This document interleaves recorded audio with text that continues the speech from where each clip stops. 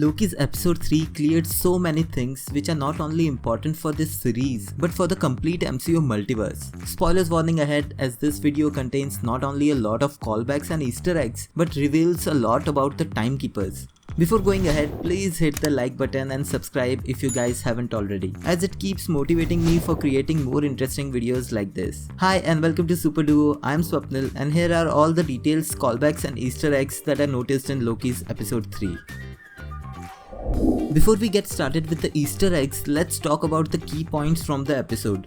Episode 3 revealed Lady Loki as Sylvie, and the most important thing that Sylvie revealed is how all the TVA agents are in fact variants whose memories have been wiped by the TVA, which makes the possibility of Kang the Conqueror being the Timekeeper more realistic. Maybe the other two Timekeepers are the variant of Kang himself. And only Renslayer is aware of this, whose memories are not wiped. According to the comics, Ravonna Renslayer has been a love interest of Kang, and unknowingly she might be the only person who is aware about the reality of TVA.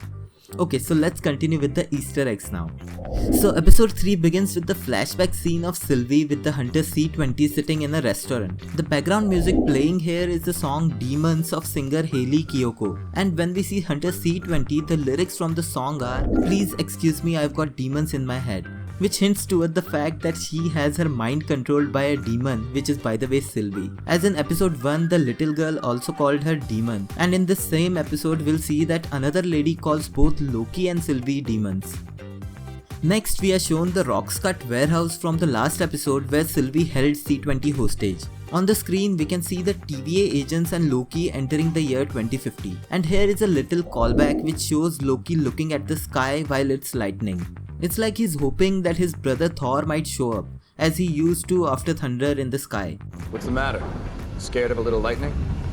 I'm not overly fond of what follows. Before, it was usually because he was scared of Thor, but this time he's hoping for his help.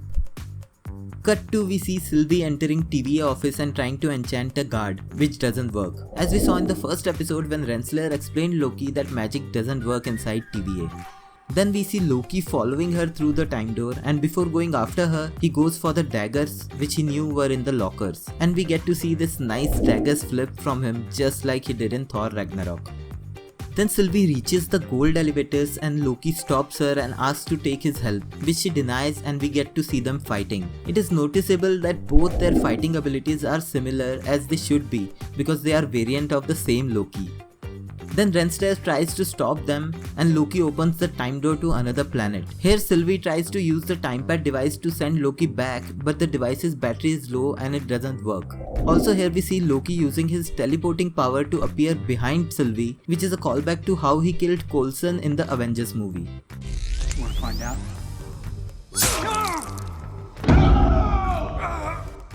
Now the planet they reach is Lamentis 1, and it is the year 2077. According to comics, Lamentis 1 was mentioned in the comics Conquest series. These issues had a lot of stories related to the characters Kassar and Moondragon. Kassar is the daughter of Mar-Vell and Moondragon is the daughter of Drax. We have both Mar-Vell and Drax in the MCU, but not their children yet.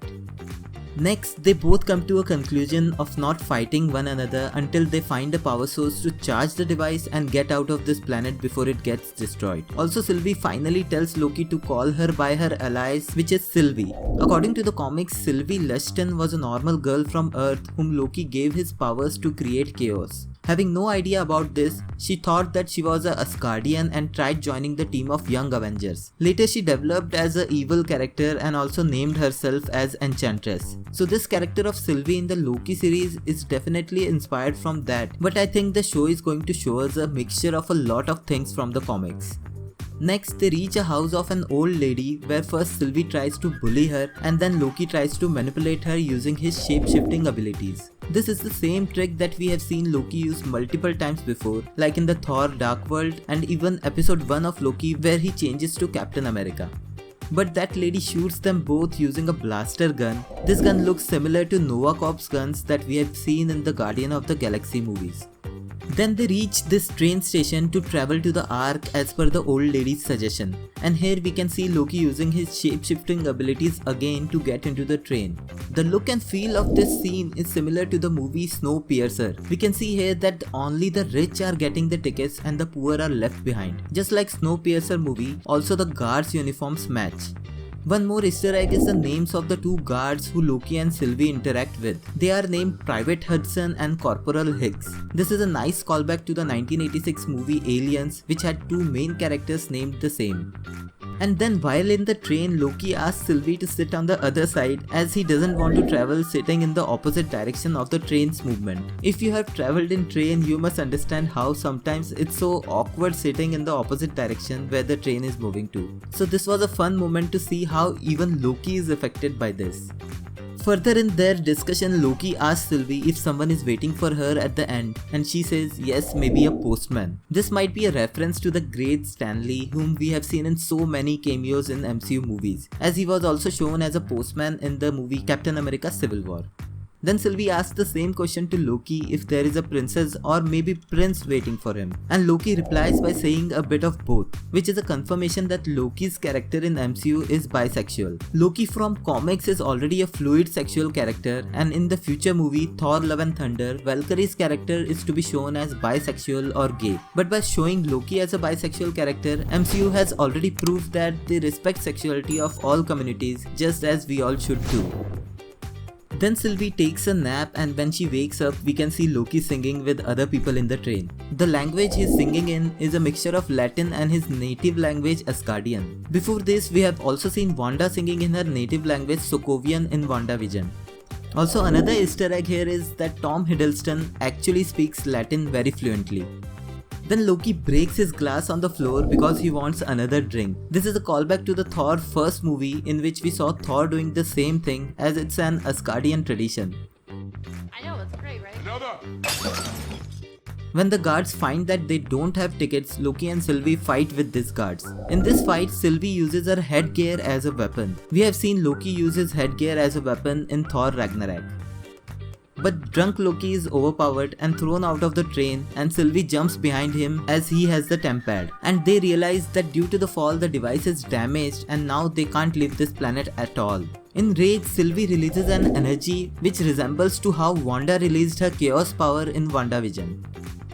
Then both of them discuss the options to leave this planet, in which Sylvie tells Loki how the arc that they are supposed to reach is never going to take off and everyone on this planet is supposed to die, including them. After saying this, she gives a look at the camera. I don't know if you guys noticed it, but this doesn't seem to be an editing mistake, but a definite look. It seems like she is looking at someone watching them from outside this world. Just like something we saw in WandaVision episode 7 where the characters break the fourth wall. But that was from a direction point of view, and this is totally something else. I have checked all the other bigger YouTube channels, but nobody noticed this. So is it just something that I am imagining, or maybe some big plot point that we'll get to know in the upcoming episodes?